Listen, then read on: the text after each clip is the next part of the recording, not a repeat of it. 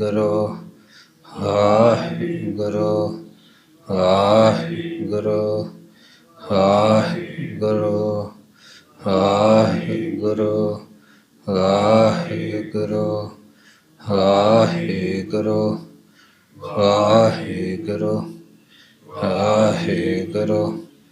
ਵਾਹਿਗੁਰੂ ਵਾਹਿਗੁਰੂ ਵਾਹਿਗੁਰੂ ਵਾਹਿਗੁਰੂ ਵਾਹਿਗੁਰੂ ਵਾਹਿਗੁਰੂ ਵਾਹਿਗੁਰੂ ਵਾਹਿਗੁਰੂ ਵਾਹਿਗੁਰੂ ਵਾਹਿਗੁਰੂ ਵਾਹਿਗੁਰੂ।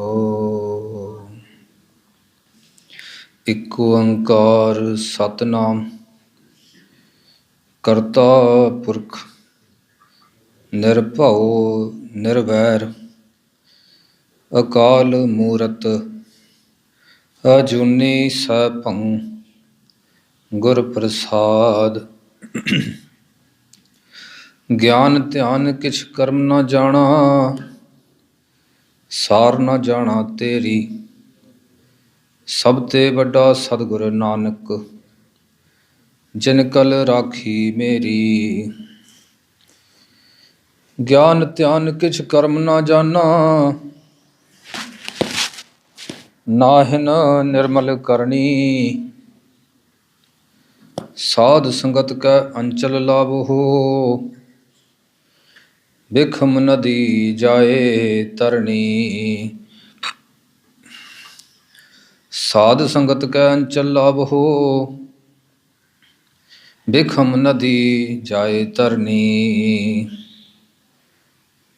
ਸੋਰਠ ਮਹਿਲਾ ਪੰਜਵਾ। ਜਿਤ ਪਾਰ ਬ੍ਰਹਮ ਚਿਤ ਆਇਆ ਸੋ ਘਰ ਦਈ ਵਸਾਇਆ ਸੁਖ ਸਾਗਰ ਗੁਰ ਪਾਇਆ ਤਾਂ ਸਹਿਸਾ ਸਗਲ ਮਿਟਾਇਆ। ਹਰ ਕੇ ਨਾਮ ਕੀ ਵਡਿਆਈ ਆਠ ਪਹਿਰ ਗੁਣ ਗਾਈ ਗੁਰ ਪੂਰੇ ਤੇ ਪਾਈ ਰਹਾਓ। ਪ੍ਰਭ ਕੀ ਅਕਥ ਕਹਾਣੀ ਜਨ ਬੋਲੈ ਅੰਮ੍ਰਿਤ ਬਾਣੀ ਨਾਨਕ ਦਾਸ ਵਖਾਣੀ ਗੁਰ ਪੂਰੇ ਤੇ ਜਾਣੀ। ਪ੍ਰਭ ਕੀ ਅਕਥ ਕਹਾਣੀ ਜਨ ਬੋਲੈ ਅੰਮ੍ਰਿਤ ਬਾਣੀ ਨਾਨਕ ਦਾਸ ਵਖਾਣੀ ਗੁਰ ਪੂਰੇ ਤੇ ਜਾਣੀ। ਵਾਹਿਗੁਰੂ ਜੀ ਕਾ ਖਾਲਸਾ ਵਾਹਿਗੁਰੂ ਜੀ ਕੀ ਫਤਿਹ। ਪਰਮ ਸਨਮਾਨਯੋਗ ਧੰਨ ਧੰਨ ਸ੍ਰੀ ਗੁਰੂ ਗ੍ਰੰਥ ਸਾਹਿਬ ਜੀ ਦੀ ਪਾਵਨ ਹਜ਼ੂਰੀ ਵਿੱਚ ਜੁੜ ਬੈਠੀ ਸਾਧ ਸੰਗਤ, ਅੱਜ ਜੋ ਮਹਾਰਾਜ ਸ੍ਰੀ ਗੁਰੂ ਗ੍ਰੰਥ ਸਾਹਿਬ ਜੀ ਨੇ ਸਾਨੂੰ ਹੁਕਮਨਾਮਾ ਬਖਸ਼ਿਆ ਹੈ ਉਸ ਦੀ ਅੱਜ ਅਸੀਂ ਵਿਚਾਰ ਕਰਾਂਗੇ। ਬੜੇ ਉਦਮ ਭਾਗਾਂ ਵਾਲੇ ਅਸੀਂ ਹਾਂ ਜੋ ਸਾਨੂੰ ਗੁਰੂ ਦੀ ਸੰਗਤ ਪ੍ਰਾਪਤ ਹੋਈ ਹੈ, ਕਿਉਂਕਿ ਗੁਰੂ ਸਾਹਿਬ ਜੀ ਦਾ ਫਰਮਾਨ ਹੈ ਬਿਨ ਭਾਗਾਂ ਸਤਸੰਗ ਨ ਲੱਭੈ ਬਿਨ ਸੰਗਤ ਮੈਲ ਭਰੀਜੈ ਜੀਓ। ਸੋ ਸੰਗਤ ਵਿੱਚ ਕੀਰਤਨ ਅਤੇ ਕਥਾ ਇਹ ਦੋ ਗੱਲਾਂ ਹੁੰਦੀਆਂ ਹਨ। ਪਹਿਲਾਂ ਆਪਾਂ ਨਿਤਨੇਮ ਨਾਲ ਜੁੜਿਆ, ਉਸ ਤੋਂ ਬਾਅਦ ਕੀਰਤਨ ਹੋਇਆ, ਉਸ ਤੋਂ ਬਾਅਦ ਅਸੀਂ ਹੁਣ ਕਥਾ ਵਿਚਾਰਾਂ ਕਰਾਂਗੇ। ਸੋ ਅੱਜ ਜੋ ਸ੍ਰੀ ਗੁਰੂ ਗ੍ਰੰਥ ਸਾਹਿਬ ਜੀ ਨੇ ਸਾਨੂੰ ਪਾਵਨ ਹੁਕਮਨਾਮਾ ਬਖਸ਼ਿਆ ਹੈ, ਇਸ ਵਿੱਚ ਧੰਨ ਧੰਨ ਸ੍ਰੀ ਗੁਰੂ ਅਰਜਨ ਦੇਵ ਜੀ ਨੇ ਸਾਨੂੰ ਜੀਵਨ ਜਾਂਚ ਸਿਖਾਈ ਹੈ ਕਿ ਮਨੁੱਖ ਆਪਣੀ ਜ਼ਿੰਦਗੀ ਵਿੱਚ ਕਿਵੇਂ ਖੁਸ਼ ਰਹਿ ਸਕਦਾ ਹੈ, ਕਿਵੇਂ ਪਰਮਾਤਮਾ ਦੇ ਹੁਕਮ ਵਿੱਚ ਰਹਿ ਕੇ ਉਹ ਆਪਣਾ ਜੀਵਨ ਸਫਲ ਕਰ ਸਕਦਾ ਹੈ।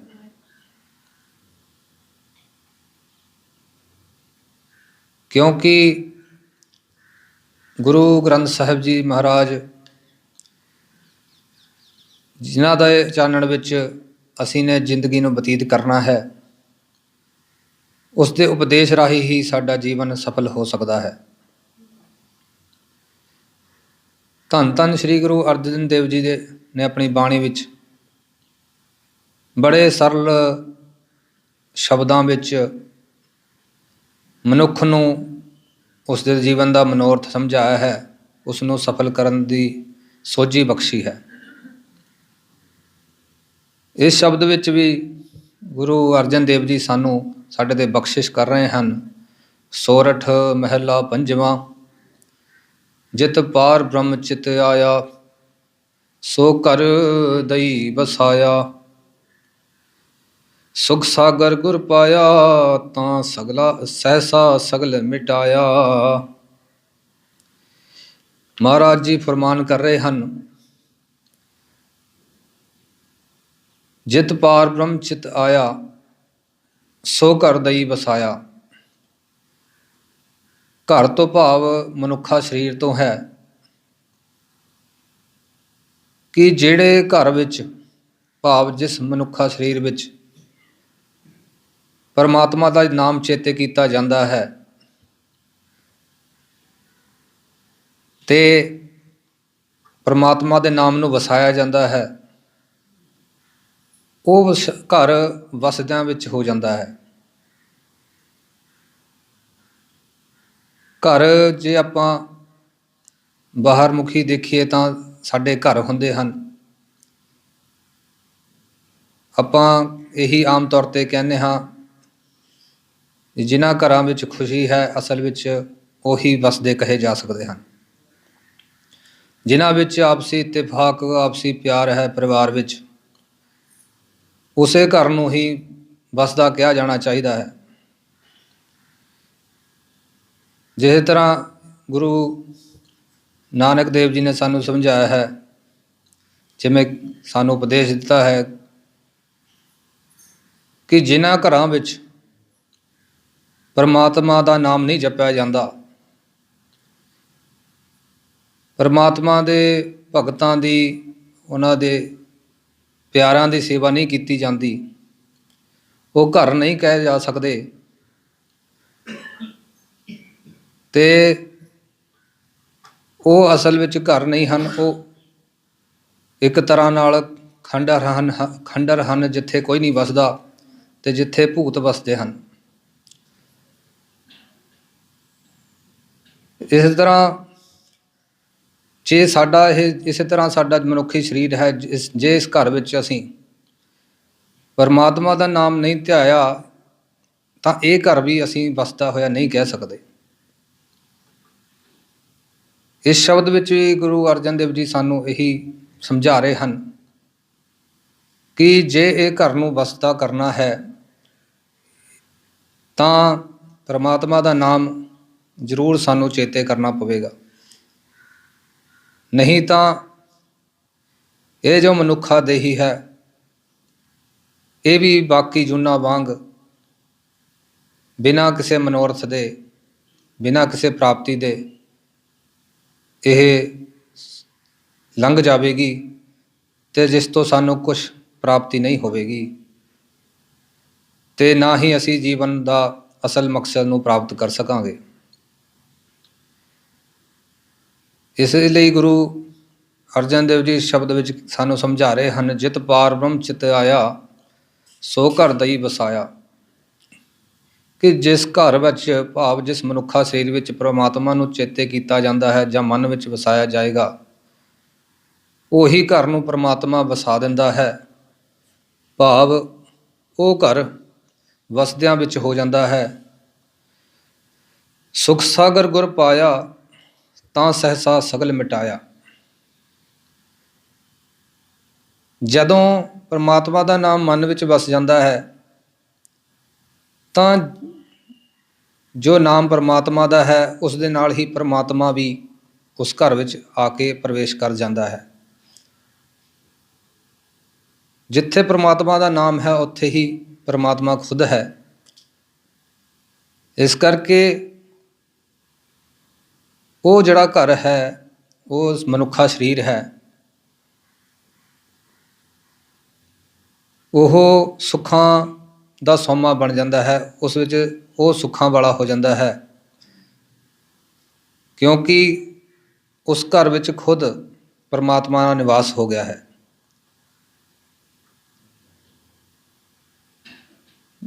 ਸੁਖ ਸਾਗਰ ਗੁਰ ਪਾਇਆ, ਗੁਰੂ ਜੋ ਹੈ, ਜਿਵੇਂ ਸ੍ਰੀ ਗੁਰੂ ਗ੍ਰੰਥ ਸਾਹਿਬ ਜੀ ਹਨ, ਇਹ ਸਾਨੂੰ ਜੀਵਨ ਜਾਂਚ ਸਿਖਾਉਂਦੇ ਹਨ, ਕਿਵੇਂ ਅਸੀਂ ਮਨੁੱਖਾ ਜੀਵਨ ਨੂੰ ਸਫਲ ਕਰਨਾ ਹੈ। ਸਾਨੂੰ ਗੁਰੂ ਦੀ ਪ੍ਰਾਪਤੀ ਹੋਈ ਹੈ, ਅਸੀਂ ਵੱਡੇ ਭਾਗਾਂ ਵਾਲੇ ਹਾਂ। ਪਰ ਜੇ ਅਸੀਂ ਇੰਨੇ ਮਹਾਨ, ਇੰਨੇ ਉੱਚੇ ਗੁਰੂ ਤੋਂ ਵੀ ਸੁੱਖਾਂ ਦੀ ਪ੍ਰਾਪਤੀ ਨਾ ਕਰ ਸਕੇ ਤਾਂ ਸਾਡੇ ਮੰਦੇ ਭਾਗ ਹੋਣਗੇ। ਸ੍ਰੀ ਗੁਰੂ ਗ੍ਰੰਥ ਸਾਹਿਬ ਜੀ ਨਾਲ ਜੁੜ ਕੇ ਜੇ ਮਨੁੱਖ ਫਿਰ ਵੀ ਦੁੱਖਾਂ ਵਿੱਚ ਗ੍ਰਸਤ ਹੈ, ਭਟਕਣਾ ਵਿੱਚ ਹੈ, ਤੰਗੀ ਤੁਰਸ਼ੀ ਵਿੱਚ ਹੈ, ਤਾਂ ਫਿਰ ਉਸ ਨੂੰ ਅਜੇ ਗੁਰੂ ਗ੍ਰੰਥ ਸਾਹਿਬ ਦਾ ਉਪਦੇਸ਼ ਸਮਝ ਨਹੀਂ ਆਇਆ। ਇਸ ਕਰਕੇ ਗੁਰੂ ਸਾਹਿਬ ਜੀ ਫਰਮਾਨ ਕਰ ਰਹੇ ਹਨ, ਸੁਖ ਸਾਗਰ ਗੁਰ ਪਾਇਆ ਤਾਂ ਸਹਿਸਾ ਸਕਲ ਮਿਟਾਇਆ। ਜਿਸ ਨੂੰ ਪੂਰੇ ਗੁਰੂ ਦੀ ਪ੍ਰਾਪਤੀ ਹੋ ਜਾਂਦੀ ਹੈ ਤਾਂ ਉਸ ਦੇ ਅੰਦਰੋਂ ਸਾਰੇ ਸਹਿਸੇ ਡਰ ਚਿੰਤਾਵਾਂ ਦੂਰ ਹੋ ਜਾਂਦੀਆਂ ਹਨ, ਕਿਉਂਕਿ ਗੁਰੂ ਗ੍ਰੰਥ ਸਾਹਿਬ ਜੀ ਆਪਣੇ ਉਪਦੇਸ਼ ਰਾਹੀਂ ਸਾਡੇ ਅੰਦਰਲੇ ਭਰਮਾਂ ਨੂੰ ਦੂਰ ਕਰਦੇ ਹਨ। ਭਰਮਾਂ ਦੇ ਕਾਰਨ ਹੀ ਡਰ ਹਨ। ਜਿੱਥੇ ਅਗਿਆਨਤਾ ਹੋਵੇਗੀ ਉੱਥੇ ਹੀ ਡਰ ਹੋਵੇਗਾ, ਕਿਉਂਕਿ ਗੁਰਬਾਣੀ ਇਸ ਜਗ ਮੈਂ ਚਾਨਣ, ਜੋ ਸਾਨੂੰ ਚਾਨਣ ਬਖਸ਼ਦੀ ਹੈ, ਸਾਨੂੰ ਮਾਰਗਦਰਸ਼ਨ ਕਰਦੀ ਹੈ। ਜੇ ਅਸੀਂ ਹਨੇਰੇ ਵਿੱਚ ਜਾਂਦੇ ਹੋਈਏ, ਸਾਡੇ ਹੱਥ ਵਿੱਚ ਕੋਈ ਲੈਂਪ, ਟਾਰਚ ਜਾਂ ਦੀਵਾ ਹੋਵੇ ਤਾਂ ਸਾਨੂੰ ਰਸਤਾ ਦਿਖ ਜਾਂਦਾ ਹੈ, ਅਸੀਂ ਆਰਾਮ ਨਾਲ ਉਸ ਰਸਤੇ 'ਤੇ ਚੱਲਦੇ ਰਹਿੰਦੇ ਹਾਂ। ਪਰ ਜੇ ਸਾਡੇ ਹੱਥ ਵਿੱਚ ਚਾਨਣ ਦਾ ਕੋਈ ਸੋਮਾ ਨਾ ਹੋਵੇ ਤਾਂ ਅੰਦਰ ਸਾਡੇ ਸਹਿਸਾ ਸਹਿਮ ਬਣਿਆ ਰਹਿੰਦਾ ਹੈ। ਕਿਤੇ ਅੱਗੇ ਕੋਈ ਅੜਚਨ ਨਾ ਹੋਵੇ, ਕੋਈ ਟੋਆ ਨਾ ਹੋਵੇ ਜਿਸ ਵਿੱਚ ਅਸੀਂ ਗਿਰ ਜਾਈਏ। ਪਰੰਤੂ ਜਦੋਂ ਗੁਰੂ ਦੀ ਪ੍ਰਾਪਤੀ ਹੁੰਦੀ ਹੈ ਤਾਂ ਇਹ ਜਿਹੜੇ ਵਹਿਮ ਭਰਮ ਡਰ ਹਨ ਉਹ ਦੂਰ ਹੋ ਜਾਂਦੇ ਹਨ, ਅਤੇ ਅਸੀਂ ਇਹ ਸੁਖਾਲੇ ਹੀ ਆਪਣੇ ਜੀਵਨ ਪੰਧ ਉੱਤੇ ਤੁਰਦੇ ਜਾਂਦੇ ਹਾਂ। ਹਰ ਕੇ ਨਾਮ ਕੀ ਵਡਿਆਈ, ਆਠ ਪਹਿਰ ਗੁਣ ਗਾਈ, ਗੁਰਪੂਰੇ ਤੇ ਪਾਈ। ਰਹਾਉ ਦੀਆਂ ਤੁਕਾਂ ਵਿੱਚ ਗੁਰੂ ਅਰਜਨ ਦੇਵ ਜੀ ਬਖਸ਼ਿਸ਼ ਕਰ ਰਹੇ ਹਨ ਕਿ ਹਰੀ ਦੀ ਨਾਮ ਦੀ ਵਡਿਆਈ ਸਮਝਣ ਦੀ ਲੋੜ ਹੈ। ਜਿਸ ਨੂੰ ਇਹ ਸਮਝ ਆ ਗਈ,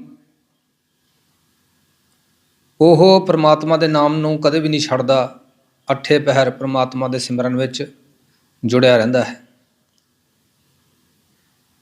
ਤੇ ਜਿਹੜੀ ਇਹ ਵਡਿਆਈ ਹੈ, ਗੁਰੂ ਸਾਹਿਬ ਜੀ ਫਰਮਾਨ ਕਰ ਰਹੇ ਹਨ, ਇਹ ਗੁਰੂ ਤੋਂ ਹੀ ਪ੍ਰਾਪਤ ਹੁੰਦੀ ਹੈ। ਗੁਰਪੂਰੇ ਤੇ ਪਾਈ। ਪਰਮਾਤਮਾ ਦੇ ਨਾਮ ਦੀ ਵਡਿਆਈ ਹਰੇਕ ਨੂੰ ਨਹੀਂ ਸਮਝ ਆਉਂਦੀ, ਨਾ ਹੀ ਪਤਾ ਹੁੰਦੀ ਹੈ। ਜਿਵੇਂ ਕਿ ਗੁਰੂ ਅਰਜਨ ਦੇਵ ਜੀ ਸੁਖਮਨੀ ਸਾਹਿਬ ਵਿੱਚ ਫਰਮਾਨ ਕਰਦੇ ਹਨ ਕਿ ਨਾਮ ਕੀ ਮਹਿਮਾ ਸੰਤ ਰਿਦ ਵਸੈ। ਨਾਮ ਦੀ ਮਹਿਮਾ ਸੰਤਾਂ ਨੂੰ, ਉਸਦੇ ਪਿਆਰਿਆਂ ਨੂੰ ਹੀ ਪਤਾ ਹੁੰਦੀ ਹੈ। ਜਿਵੇਂ ਹੀਰੇ ਦੀ ਜਿਹੜੀ ਕੀਮਤ ਹੈ ਜੌਹਰੀ ਨੂੰ ਹੀ ਪਤਾ ਹੁੰਦੀ ਹੈ। ਜੇ ਤੁਸੀਂ ਹੋਰ ਕਿਸੇ ਲੋਹੇ ਦੇ ਵਪਾਰੀ ਨੂੰ ਜਾਂ ਹੋਰ ਕਿਸੇ ਵਪਾਰੀ ਨੂੰ ਉਸ ਦੀ ਕੀਮਤ ਪਾਓਗੇ ਤਾਂ ਉਸ ਨੂੰ ਉਸ ਦੀ ਕੀਮਤ ਨਹੀਂ ਪਤਾ ਹੋਏਗੀ। ਇਸੇ ਤਰ੍ਹਾਂ ਨਾਮ ਹੈ, ਅਮੋਲਕ ਨਾਮ ਹੈ, ਜੋ ਉਸ ਦੀ ਵਡਿਆਈ ਵੀ ਹਰੇਕ ਨੂੰ ਨਹੀਂ ਪਤਾ ਹੁੰਦੀ। ਇਸ ਦੀ ਵਡਿਆਈ ਸਾਨੂੰ ਗੁਰੂ ਤੋਂ ਹੀ ਪਤਾ ਲੱਗਦੀ ਹੈ ਕਿ ਇਸ ਦੀ ਵਡਿਆਈ ਕਿੰਨੀ ਬੜੀ ਹੈ। ਤੇ ਜੋ ਇਸ ਦੀ ਨਾਮ ਦੀ ਵਡਿਆਈ ਨੂੰ ਮਨੁੱਖ ਸਮਝ ਜਾਂਦਾ ਹੈ, ਉਹ ਇੱਕ ਪਲ ਵੀ ਨਾਮ ਤੋਂ ਬਗੈਰ ਨਹੀਂ ਰਹਿ ਸਕਦਾ। ਜੇ ਉਸ ਦਾ ਇੱਕ ਸਵਾਸ ਵੀ ਨਾਮ ਤੋਂ ਬਗੈਰ ਲੰਘਦਾ ਹੈ ਤਾਂ ਉਸ ਨੂੰ ਇਹ ਬਹੁਤ ਦੁਖਦਾਈ ਲੱਗਦਾ ਹੈ, ਉਸ ਨੂੰ ਇਹ ਮੰਦਭਾਗਾ ਹੋਣਾ ਲੱਗਦਾ ਹੈ। ਸੋ ਇਸ ਤਰ੍ਹਾਂ ਸਾਨੂੰ ਗੁਰੂ ਮਹਾਰਾਜ ਨਾਮ ਦੀ ਵਡਿਆਈ ਸਮਝਾਉਂਦੇ ਹਨ। ਸਾਰੇ ਸ੍ਰੀ ਗੁਰੂ ਗ੍ਰੰਥ ਸਾਹਿਬ ਵਿੱਚ ਨਾਮ ਦੀ ਹੀ ਵਡਿਆਈਆਂ ਸਾਨੂੰ ਗੁਰੂ ਸਾਹਿਬ ਨੇ ਬਖਸ਼ਿਸ਼ ਕੀਤੀਆਂ ਹਨ। ਹਰ ਅੰਗ ਵਿੱਚ ਸ੍ਰੀ ਗੁਰੂ ਗ੍ਰੰਥ ਸਾਹਿਬ ਜੀ ਦੇ ਕੋਈ ਐਸਾ ਸ਼ਬਦ ਨਹੀਂ ਜਿਸ ਵਿੱਚ ਨਾਮ ਦੀ ਵਡਿਆਈ ਨਾ ਦ੍ਰਿੜ ਕਰਾਈ ਹੋਵੇ। ਪਰ ਸਾਡੀ ਇਹ ਤਰਾਸਦੀ ਹੈ, ਅਸੀਂ ਬਾਣੀ ਬਹੁਤ ਪੜ੍ਹਦੇ ਹਾਂ, ਪਰ ਨਾਮ ਨਾਲ ਜੁੜਨ ਵੇਲੇ ਸਾਨੂੰ ਆਲਸ ਪੈ ਜਾਂਦਾ ਹੈ। ਇਸ ਕਰਕੇ ਇਹ ਜੋ ਭੇਦ ਹੈ ਜੋ ਸ੍ਰੀ ਗੁਰੂ ਗ੍ਰੰਥ ਸਾਹਿਬ ਵਿੱਚ ਹੈ ਕਿ ਨਾਮ ਨਾਲ ਹੀ ਜੁੜਨਾ ਮਨੁੱਖ ਦਾ ਅਸਲੀ ਮਨੋਰਥ ਹੈ, ਜੇ ਅਸੀਂ ਇੰਝ ਸਮਝ ਜਾਈਏ ਤਾਂ ਅਸੀਂ ਗੁਰੂ ਗ੍ਰੰਥ ਸਾਹਿਬ ਦਾ ਜੋ ਹੈ ਆਸ਼ਾ ਹੈ ਉਸ ਨੂੰ ਪੂਰੀ ਤਰ੍ਹਾਂ ਸਮਝ ਸਕਾਂਗੇ। ਪ੍ਰਭ ਕੀ ਅਕਥ ਕਹਾਣੀ ਜਨ ਬੋਲੈ ਅੰਮ੍ਰਿਤ ਬਾਣੀ। ਗੁਰੂ ਮਹਾਰਾਜ ਜੀ ਫਰਮਾਨ ਕਰ ਰਹੇ ਹਨ, ਪ੍ਰਭ ਕੀ ਅਕਥ ਕਹਾਣੀ, ਪਰਮਾਤਮਾ ਦੀ ਜੋ ਕਥਾ ਹੈ ਉਹ ਅਕਥ ਹੈ, ਉਸ ਨੂੰ ਬਿਆਨ ਨਹੀਂ ਕੀਤਾ ਜਾ ਸਕਦਾ। ਉਸ ਦੇ ਨਾਮ ਨੂੰ ਜਪ ਕੇ ਉਸ ਦੇ ਵਿੱਚ ਤਾਂ ਜਿਵੇਂ ਨਦੀਆਂ ਸਮੁੰਦਰ ਵਿੱਚ ਸਮਾ ਜਾਂਦੀਆਂ ਹਨ, ਪਰ ਸਮੁੰਦਰ ਦਾ ਕੋਈ ਥਾਂ ਨਹੀਂ ਪਾ ਸਕਦੀਆਂ ਕਿ ਉਹ ਕਿੱਡਾ ਵੱਡਾ ਹੈ। ਇਸੇ ਤਰ੍ਹਾਂ ਨਾਮ ਨਾਲ ਜੁੜ ਕੇ ਪਰਮਾਤਮਾ ਵਿੱਚ ਰਲਿਆ ਤਾਂ ਜਾ ਸਕਦਾ ਹੈ, ਉਸ ਵਿੱਚ ਇੱਕਮਿਕ ਹੋਇਆ ਜਾ ਸਕਦਾ ਹੈ, ਪਰ ਉਸ ਦੀ ਵਡਿਆਈ ਕਿੱਡੀ ਵੱਡੀ ਹੈ ਉਸ ਨੂੰ ਨਹੀਂ ਬਿਆਨ ਕੀਤਾ ਜਾ ਸਕਦਾ। ਜਿਵੇਂ ਇੱਕ ਗੂੰਗਾ ਕੋਈ ਗੁੜ ਮਿੱਠੀ ਚੀਜ਼ ਖਾ ਲੈਂਦਾ ਹੈ ਤਾਂ ਉਸ ਦੇ ਬਾਰੇ ਨਹੀਂ ਦੱਸ ਸਕਦਾ ਇਹ ਕਿਵੇਂ ਦੀ ਹੈ, ਕਿੰਨੇ ਇਸ ਦਾ ਸਵਾਦ ਕੀ ਹੈ। ਇਸੇ ਤਰ੍ਹਾਂ ਜੋ ਪਰਮਾਤਮਾ ਦੇ ਨਾਲ ਜੁੜਦਾ ਹੈ ਉਹ ਉਸ ਦੇ ਸੁੱਖ ਨੂੰ ਬਿਆਨ ਨਹੀਂ ਕਰ ਸਕਦਾ ਵੀ ਉਸ ਨਾਲ ਜੁੜਨ ਦਾ ਕੀ ਆਨੰਦ ਹੈ, ਕੀ ਸੁੱਖ ਹੈ।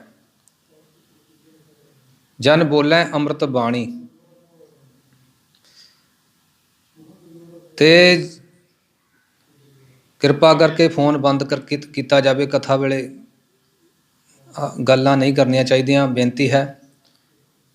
ਜਨ ਬੋਲੇ ਅੰਮ੍ਰਿਤ ਬਾਣੀ, ਪਰਮਾਤਮਾ ਦੀ ਅਕਥ ਕਥਾ ਤਾਂ ਬਿਆਨ ਨਹੀਂ ਕੀਤੀ ਜਾ ਸਕਦੀ, ਪਰ ਉਸ ਦੀ ਉਸਤਤ ਜ਼ਰੂਰ ਕੀਤੀ ਜਾ ਸਕਦੀ ਹੈ।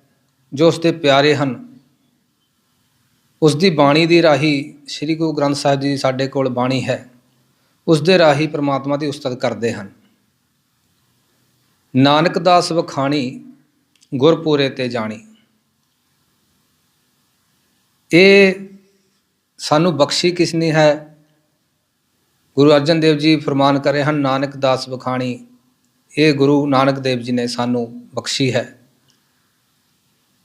ਗੁਰਪੂਰੇ ਤੇ ਜਾਣੀ, ਤੇ ਇਸ ਦੀ ਜੋ ਸਮਝ ਹੈ, ਇਸ ਦਾ ਜੋ ਗਿਆਨ ਹੈ, ਉਹ ਵੀ ਸਾਨੂੰ ਗੁਰੂ ਤੋਂ ਹੀ ਪ੍ਰਾਪਤ ਹੁੰਦਾ ਹੈ। ਬਾਣੀ ਲੋਕ ਬਹੁਤ ਪੜ੍ਹਦੇ ਹਨ, ਪਰ ਜੇ ਉਸ ਦੀ ਜੋ ਉਪਦੇਸ਼ ਹੈ, ਉਸਦੇ ਭਾਵ ਹਨ, ਉਹ ਬਹੁਤਿਆਂ ਨੂੰ ਅਕਸਰ ਨਹੀਂ ਪਤਾ ਹੁੰਦੇ। ਜਿਵੇਂ ਗੁਰੂ ਮਹਾਰਾਜ ਜੀ ਫਰਮਾਨ ਕਰਦੇ ਹਨ, ਬਾਣੀ ਬਿਰਲੋ ਵਿਚਾਰਸੀ ਜੇ ਕੋ ਗੁਰਮੁਖ ਹੋਏ। ਇਹ ਬਾਣੀ ਮਹਾਂਪੁਰਖ ਕੀ ਨਿਜ ਘਰ ਵਾਸਾ ਹੋਏ। ਇਸ ਤਰ੍ਹਾਂ ਜੋ ਨਾਮ ਨਾਲ ਜੁੜਦੇ ਹਨ ਉਹਨਾਂ ਤੇ ਹੀ ਇਸ ਬਾਣੀ ਦੀ ਅਸਲ ਉਪਦੇਸ਼ ਨੂੰ ਸਮਝਣ ਦੀ ਬਖਸ਼ਿਸ਼ ਹੁੰਦੀ ਹੈ। ਤੇ ਗੁਰੂ ਮਹਾਰਾਜ ਆਪ ਮਨੁੱਖ ਨੂੰ ਸੋਝੀ ਬਖਸ਼ਦੇ ਹਨ। ਇਹ ਬਾਣੀ ਜੋ ਜਿਉ ਜਾਣੈ ਤਿਸ ਅੰਤਰ ਰਵੈ ਹਰਨਾਮਾ। ਜਿਵੇਂ ਸਮੁੰਦਰ ਵਿੱਚ ਬਹੁਤ ਡੂੰਘਾਈ ਵਿੱਚ ਹੀਰੇ ਜਵਾਹਰਾਤ ਹੁੰਦੇ ਹਨ, ਪਰ ਕੋਈ